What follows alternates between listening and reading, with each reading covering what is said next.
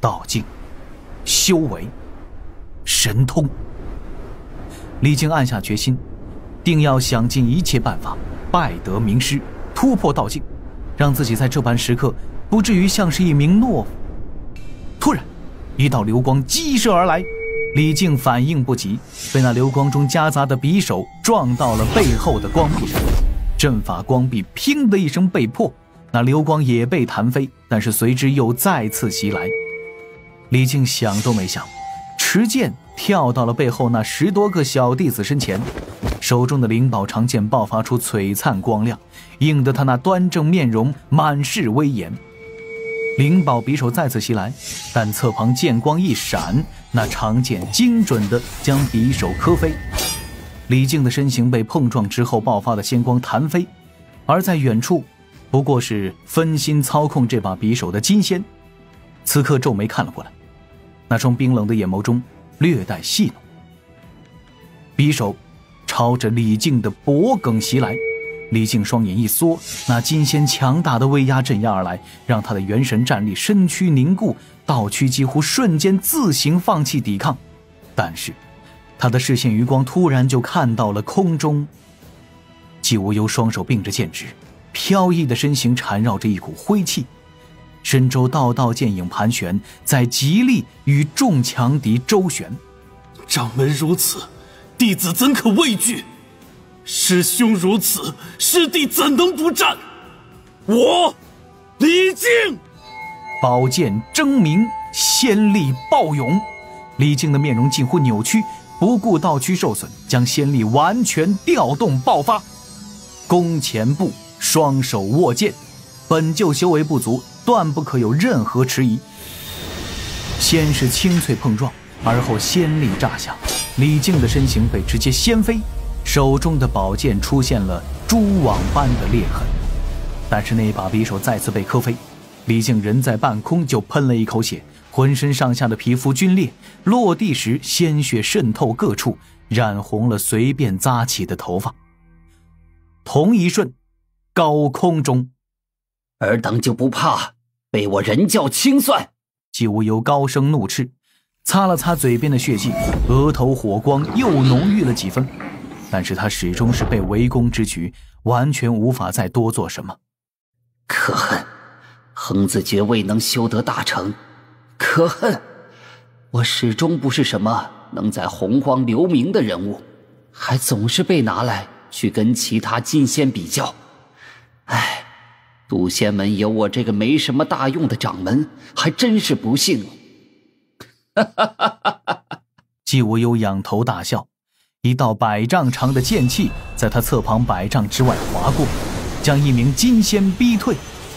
又有一块直径数10丈的青石包裹着熊熊火焰，自小琼峰飞来，逼退了数道想要了结季无忧的身影。门人弟子已被宝旗护住了大半，长寿怕是也要内疚了吧？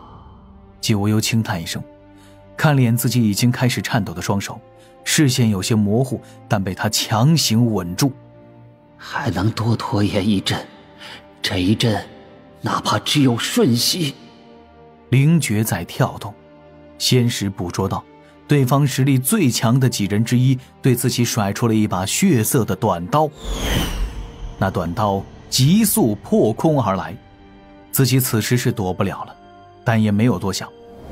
风起天明，神自原生，无为清净，遨游长空。渡仙门秘法，三花归元，元神出窍。季无忧摒弃剑指，抬手点在额头，一道虚影出现在头顶，做出轻轻吸气的架势，目光锁定离着自己最近的3名仙人。师父，弟子辜负了你这神通。乾坤震颤，五行错乱，阵阵霞光闪耀。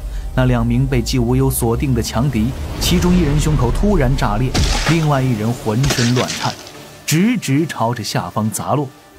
季无忧的元神已经是无比的虚淡到只剩下浅浅的轮廓。其实也只是显露了一瞬，施展了神通，就再次归于道躯中。看着那已经不过数十丈的血色神刀，缓缓闭上双眸。飞剑如雨落，破天风林中，浑身是血的李靖缓缓爬了起来，握着即将破碎的长剑，气息混杂，双目却依然坚定。那名原本只是看向这里一眼的金仙，此刻微微皱眉，手中的匕首光芒更盛之前，对着李靖击射而来。李靖深深地吸了一口气，双手握住剑柄，义父教的剑，弓步前挥，凝仙力于一剑之上。剑刃精准命中，宝剑剑身却顷刻破碎，那把匕首朝着李靖的眉心直贯而来。正此时，高空中那血色神刀仅剩10丈，乾坤突然裂开了一条黑洞洞的缝隙，将神刀直接吞没。正此时，山林处那把本是飞射而来的匕首突然在李靖的额头前停下。李靖只感觉自己额头被一只有些冰冷的手掌捂住，他的仙识根本捕捉不到这手掌的主人那快到了超出某种极限的身影，只感觉乾坤似乎被撕扯，一道身影闪烁扭曲出现在他身旁。陌生的青年道者，那鹰钩鼻如此显眼。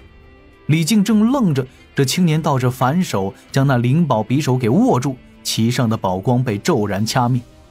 这青年道者一言不发，冷峻着面容，握着那匕首，身形唰的一声就消失不见了，下一瞬就出现在了远处半空，出现在了那名发愣的金仙面前，将匕首摁入对方的眉心，随后张开双臂，身形竟然化作了一只丈长的金鹏，朝着空中飞射而去。李靖双腿一软，愣愣地跌坐在地，劫后余生。但他并未来得及多想，连忙抬头寻找那只金鹏的去处，去看掌门师兄的近况，却又是一愣。空中不知何时多了一名白发老者，正站在掌门面前，将一枚丹药塞入掌门口中。拜拜金仙。眼前一黑，李靖低头缓缓软倒，倒在血泊中，带着安然的微笑。金仙，不过如此。昏迷前，李靖听到了那有些冰冷、压抑着怒火的嗓音在天地间回荡：“金鹏，留2道残魂。”半个时辰后，漂浮在渡仙门众峰之上的小琼峰灵湖边，道道身影簇拥而来，将一处空地围得水泄不通，却都保持着沉默。人群最中心，李长寿恢复真容，面容灰暗地盘坐在那儿，低头看着草地上躺着的季无忧。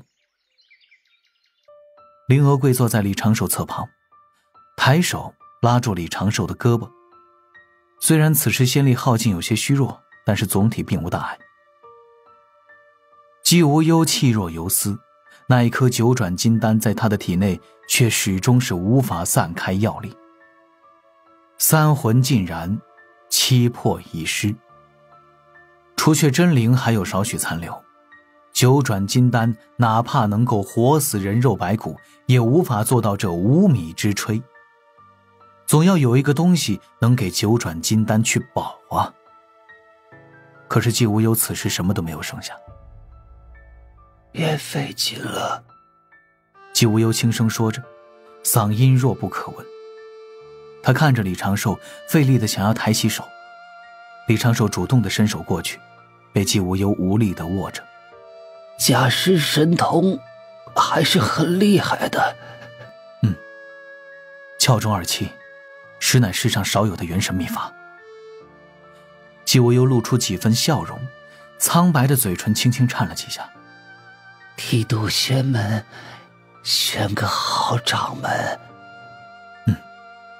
掌门放心。李长寿的喉结轻颤了一下，却露出了几分温和的笑意。我定会挑选一个好苗子，传他太清妙法，培养他到金仙、大罗、多谢。弟子该做的。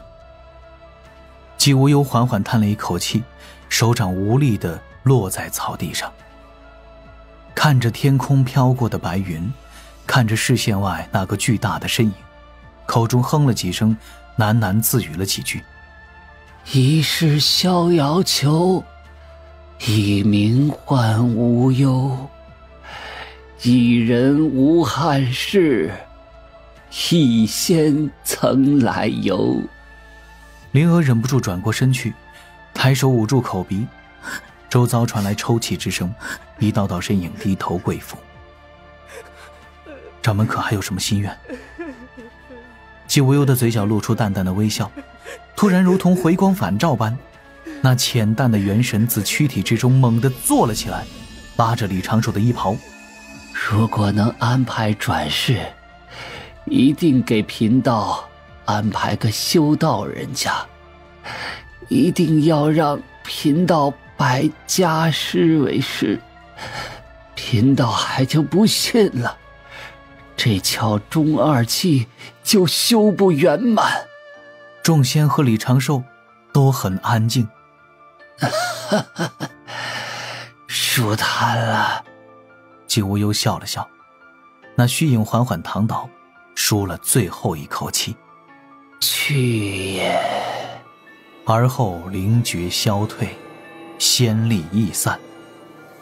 李长寿及时出手，一指点在季无忧的额头，将其残魂真灵用功德护住，收入了多宝道人曾给的运养元神法宝中。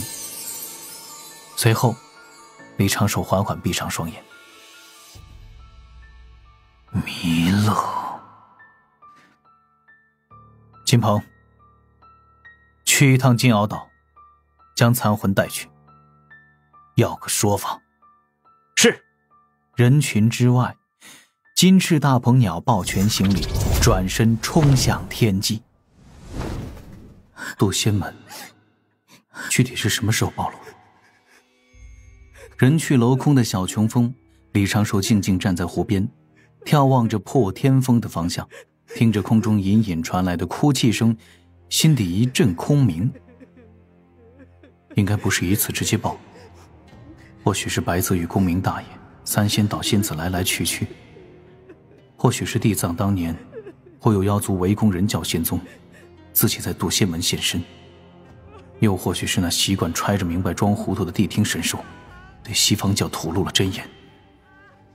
当然更大的可能性有两个：圣人直接干预，或者对方从一系列事件中有了大概的推论。弥勒这是在直接对人教宣战。不，没这么简单。此事性质已经是无比恶劣，我想要借题发挥，就会产生太多的负面效果。可就这么算了吧，我渡仙门死了一个掌门，虽残魂守了下来，但总归是损失惨重。弥勒还真的是给我出了一个难题，而且这个难题无论是从哪个方向推演，都会产生我不愿意看到的结果。物极必反。其实人有时候走到一个极端之后，就会走向另一个极端。师兄！背后传来灵娥的呼唤声，李长寿答应一声，将手中那温养元神的法宝放入怀中。灵娥快步向前，拉着李长寿的胳膊，低声道：你罚我吧。罚你做甚？都暴露光了。李长寿抬手拍了拍灵娥的脑袋。这一次渡仙门的损失能够降到最低，你功劳最大。主要是怪我，知道人神通被破，就没有了什么反手的手段。没有的，师兄。灵娥轻轻咬了一下嘴唇，额头抵在李长寿的肩膀上蹭了蹭。别内疚，师兄你教我的，不能因为坏人做了恶事，我们来不及阻止就内疚。作恶的始终是那些恶人。反倒是安慰起我来了。去收拾收拾，等会儿要带你见不少人。灵娥眨眨眼，有些不明所以。空中忽有雷霆闪烁，大片阴云自东南方向而来，渡仙门群仙立刻升空而起。原本正在缅怀掌门于此前伤亡同门的他们，此刻眼中满是怒火和戒备。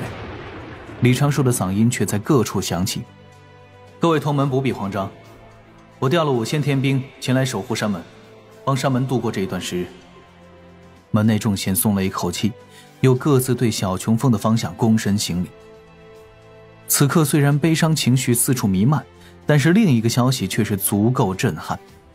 渡仙门弟子不是仙人，那个不显山不漏水，只是偶尔因为一些趣闻有些名气，大多数时间都不声不响的小琼峰李长寿，竟然是他们人教的第3号人物，人教教主的2弟子，大名鼎鼎的太白星君。而当这些身份标签一层层暴露，堆加在李长寿身上的围墙也无比厚重，让这些同门仙人完全不敢凑近。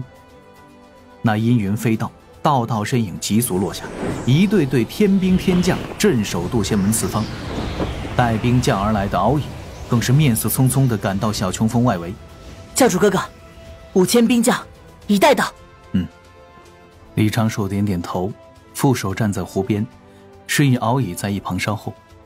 正此时，南边飘来一朵白云，玉鼎真人、太乙真人联袂而来，却是刚得了渡仙门遭袭的消息，赶来此地查看情况。